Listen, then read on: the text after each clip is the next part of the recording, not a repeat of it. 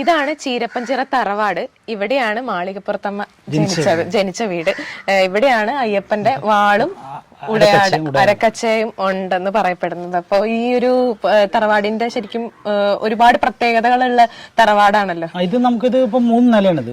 ഇതിപ്പോ നമ്മൾ ഇരിക്കുന്ന നടുക്കത്തെ നില, അതിന്റെ അടിയിലൊരു നിലയാണ്, അടിയിലൊരു നിലയും കൂടി ഉണ്ട്, മേളിലൊരു നിലയുണ്ട്. മേളിലുണ്ട്. പക്ഷെ കണ്ടു കഴിഞ്ഞാൽ നമുക്കിങ്ങനെ തോന്നില്ല. അപ്പൊ ഒരുപാട് പ്രത്യേകതകൾ ഉണ്ട് എന്നാണ്. പൂട്ടിനാണെങ്കിൽ ഒരുപാട് പൂട്ട് ഇതിപ്പോ മണിച്ചത് താഴ്ന്ന് പറയും. ഇത് ഇപ്പൊ തുറന്നു കഴിഞ്ഞാൽ ഇപ്പൊ വേണ്ട ഒരു 10-200 മീറ്റർ ദൂരത്ത് വരെ അതിന്റെ സൗണ്ട് കേൾക്കാൻ പറ്റും. താക്കോലിട്ട് മണിനാഥം മുഴങ്ങും. ഇതാണ് ഒറിജിനൽ മണിച്ചത് താഴ്. പണ്ട് ഉണ്ടാക്കിയത് അത് തന്നെയാണ് ഇപ്പോഴും.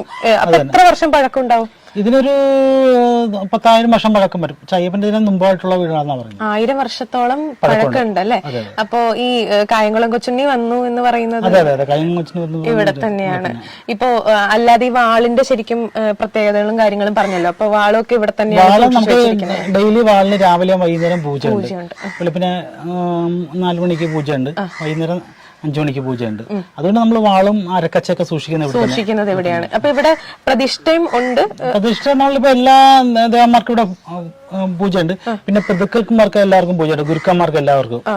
അപ്പൊ ഞങ്ങള് 10ാമത്തെ അയ്യപ്പന്റെ ഗുരുനാഥന്റെ 10ാമത്തെ തലമുറയാണ് ഞങ്ങള്.